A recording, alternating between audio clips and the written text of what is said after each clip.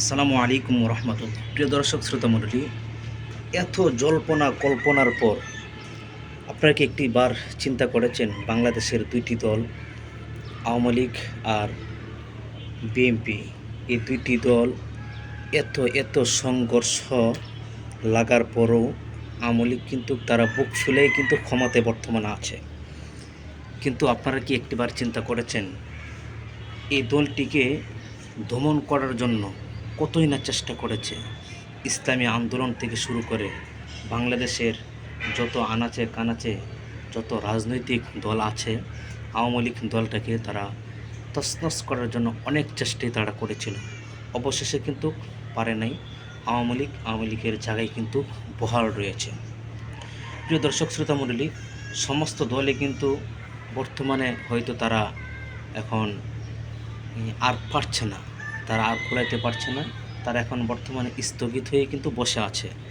হয়তো আগামী যখন নির্বাচন আসবে তখন হয়তো আর একটু তারা লড়াচড়া করবে, দেখতে তারা একটু দেখবে আওয়ামী লীগকে কি এই জায়গা থেকে তাদেরকে কোনো বসানো যায় কি না। প্রিয় দর্শক শ্রোতা মণ্ডলী, মজার ব্যাপার হচ্ছে, দেখেন আওয়ামী লীগ বাংলাদেশের মধ্যে দুইটাই কিন্তু প্রসিদ্ধ দল, একটি হচ্ছে আওয়ামী লীগ আর একটি হচ্ছে ধানের শীষ। এই দুইটি দল কিন্তু সবসময় তারা কিন্তু যুদ্ধ লেগে থাকে, কখন কোন দলটাকে তারা হ্যাঁ স্তব্ধ করে দিবে। তারা কিন্তু ওই চেষ্টাই কিন্তু সবসময় কিন্তু চালায়। কিন্তু তারা এক এক সময় দেখা যাচ্ছে হয়তো আওয়ামী লীগ আসে, হয়তো বিএনপি আসে, দুইটি দল থেকে একটি দল আসে। কিন্তু বিএনপি হয়তো তারা কিছু ভুলভ্রান্তির কারণে আজকে হয়তো তাদের এই খেসারত দিতে হচ্ছে। আর মূল বিষয় হচ্ছে, আজকে 15 বছর যাবৎ আওয়ামী লীগ ক্ষমতায় আছে, তারা তাদের কাজকর্ম করে যাচ্ছে। যত দুর্নীতি হোক, যত সাধু অসাধু যত ধরনের কাজ হোক না কেন, তারা কিন্তু করে যাচ্ছে, তারা কিন্তু বসেনি, তাদের কাজ তারা চালিয়ে যাচ্ছে। কিন্তু সবচেয়ে মজার ব্যাপার হচ্ছে, বর্তমানে বিএনপি বেগম খালেদা জিয়া, উনি একজন বয়োবৃদ্ধ মানুষ, অসুস্থ রোগী, কখন উনি চলে যায় এটা কেউ বলতে পারবে না।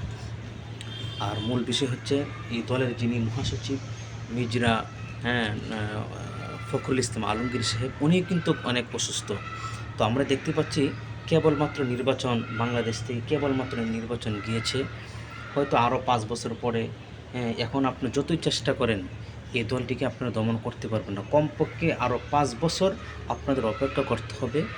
আপনার নির্বাচন আগে যে আন্দোলন, জাতীয় আন্দোলন, যেভাবে প্রত্যেকটি ওয়ার্ডে প্রত্যেকটি জেলায় জেলায় আপনারা আন্দোলন করেছেন, কিছুই করতে পারেন না। তো বিষয়টি হচ্ছে, আপনারা এখন থেকে আন্দোলন করতেছেন, এই দলের মহাসচিব কে হবে? হয়তো মির্জা ফখরুল ইসলাম আলমগীর সাহেব, উনিও কিন্তু অনেক অসুস্থ। এই দুইজন ব্যক্তি, একজন দলের কমান্ডার আর একজন দলের মহাসচিব, দুজনই কিন্তু অসুস্থ। কে কখন চলে যাবে এটা কেউ বলতে পারবে না।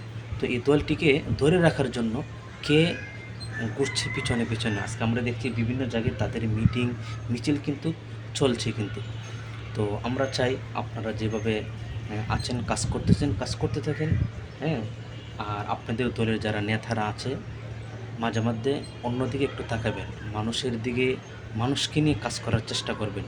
একা কোনো সময় পা দিবেন, আপনাদের নিজেদের বিপদ নিজেরাই কিন্তু টেনে সামনের দিকে আপনারাই কিন্তু আনেন।